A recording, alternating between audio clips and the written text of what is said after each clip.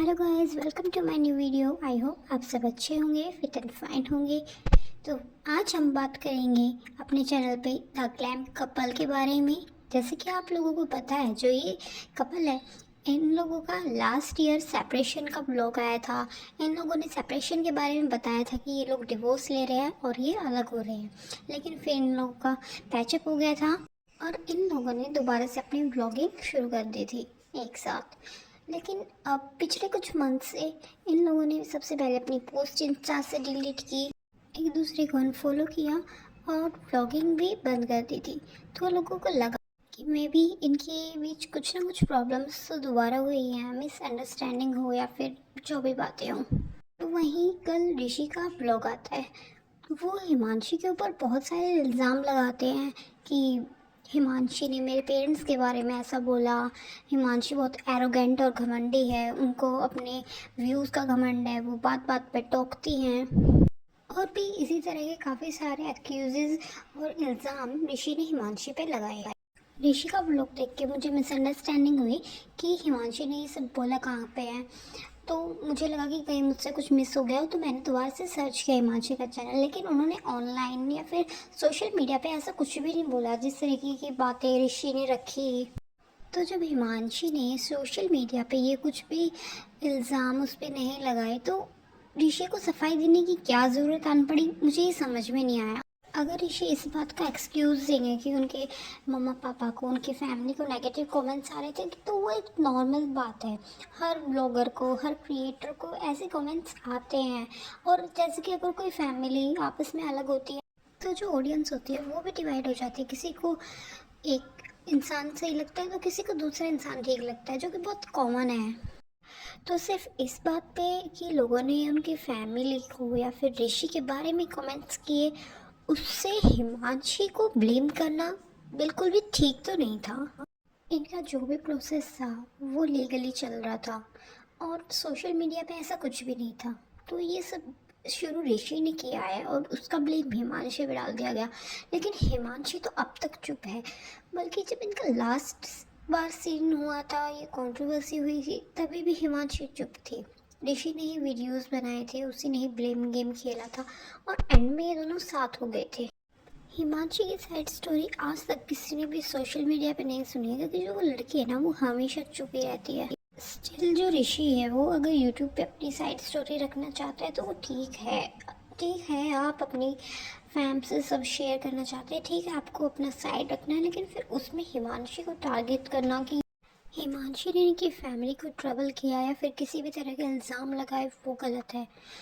बाकी आज तक जितना भी हमने हिमांशी को व्लॉग्स में देखा, वीडियोस में देखा, उससे ये तो पता चलता है कि हिमांशी में एरोगेंस और घमंड तो बिल्कुल भी नहीं था और ना ही वो ऐसे किसी को नीचा दिखाती थी। वो बहुत सेंसिबल लड़की थी।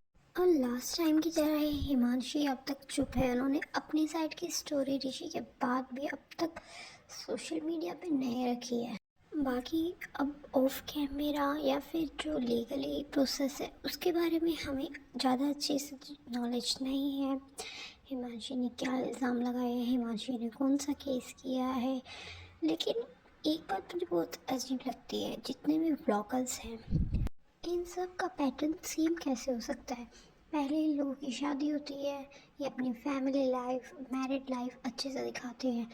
इन सब के बीच में बहुत प्यार होता है, कपल के बीच में, फैमिली के बीच में। जो फैमिली होती है बहुत सपोर्टिव होती है, लड़की को लड़के से भी ज़्यादा प्यार करती है। इनकी लाइफ एक फेयरी टेल स्टोरी की तरह बहुत परफेक्ट, बहुत अच्छी होती है। और सडनली कुछ ऐसा होता है कि सबसे बुरी फैमिली, सबसे बुरे इंसान, एक दूसरे पे टॉर्चर करने वाले, एक दूसरे पे ब्लेम्स करने वाले, सडनली एक साथ सब इन पे आ जाता है। फिर ये परफेक्ट फैमिली, परफेक्ट कपल बहुत बुरे हो जाते हैं। जो लड़की होती है उसको रूड, एरोगेंस और घमंडी बोल दिया जाता है कि उसको अपने पैसे का, अपने फॉलोअर्स का, अपने यूट्यूब का घमंड है। और लड़के की फैमिली पे हमेशा डोमिनेटिंग या फिर मारपीट या हैरेसमेंट के केसेस लगाए जाते हैं। वही ऋषि और हिमांशी के केस में भी देखा जा रहा है। इस वाली कंट्रोवर्सी में मुझे हिमांशी की बातें काफ़ी हद तक ठीक लगती हैं। आई मीन, हिमांशी अब तक चुप है इतने सारे एलिगेशंस लगने के बाद भी, और लास्ट टाइम भी वो चुप थी। और ऋषि के एलिगेशंस मुझे एक पॉइंट भी अब तक वैलिड नहीं लगा। अगर वो बात करते हैं नेगेटिव कमेंट्स की, तो वो हर ब्लॉगर्स को आना कॉमन चीज़ है। सब लोग, कोई हिमांशी को बुरा बोलेगा, कोई ऋषि को। हाँ, हिमांशी के एफर्ट्स से उसका मेकअप चैनल पहले से था, उसके बाद हिमांशी ने व्लॉगिंग शुरू की तो उससे ऋषि को फेम मिला। तो लोग नेगेटिव बोलते हैं हर किसी के बारे में, तो सिर्फ लोगों की ट्रोलिंग, नेगेटिव कमेंट्स के कारण अपने रिश्ते को ख़राब करना, अपनी अच्छी खासी मैरिड लाइफ को स्पॉइल करना बिल्कुल भी ठीक बात नहीं है। अगर हिमांशी में सच में फॉलोअर्स का, व्यूअर्स का घमंड होता तो वो चुप बिल्कुल नहीं रहती, सोशल मीडिया पे आगे कलेश करती है, अपना पॉइंट ऑफ व्यू रखती। इससे खुशी पंजाबन ने अपने प्रूफ्स लीक करवाए, इनोसेंट बनी, ऐसा ही कुछ करती। हिमांशी अगर चाहती तो वो ऋषि और उसकी फैमिली को सोशल मीडिया पे बुरी तरह से डिफेम कर सकती थी। लेकिन एक बात ऋषि की मैं ज़रूर मानूंगी कि हाँ, ग्रोथ अकेले हिमांशी की नहीं थी, एफर्ट्स ऋषि के भी थे, ऋषि की फैमिली के भी थे। ऋषि की फैमिली ने बहुत सपोर्ट करा हिमांशी को। भले हिमांशी पहले से एक वेल नोन फेस थी, लेकिन जो हस्बैंड और वाइफ होते हैं वो एक दूसरे के कॉम्प्लीमेंट्री होते हैं।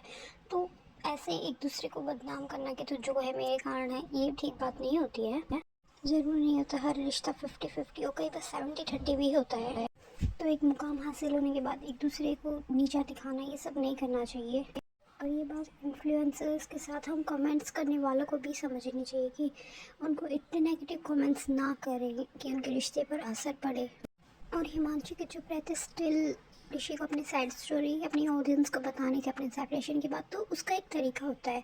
जैसे लखन की बहन कीर्ति ने अपने सेपरेशन की बात रखी, ना किसी को डिफेम किया, ना किसी को कुछ गलत बोला। हर्ट वो भी हुई होगी, बिलीव उसका भी टूटा था, लेकिन उन्होंने कितने अच्छे से हैंडल किया, कितनी मैच्योरिटी से।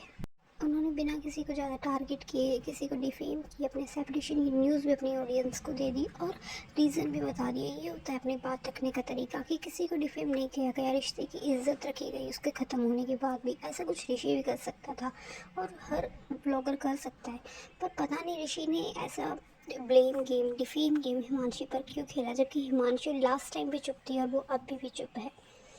तो ये था आज का रिएक्शन ऋषि और हिमांशी में। अपना कमेंट सेक्शन में पॉइंट ऑफ व्यू जरूर रखना। वीडियो पसंद आई तो वीडियो को लाइक करना, चैनल को सब्सक्राइब करना। अगर आप भी किसी ब्लॉगर पर रिएक्शन चाहते हैं तो कमेंट सेक्शन में उस ब्लॉगर का या फिर उस क्रिएटर का नाम जरूर रखना। मिलते हैं जल्द एक नए वीडियो में, तब तक के लिए tata bye bye and take care.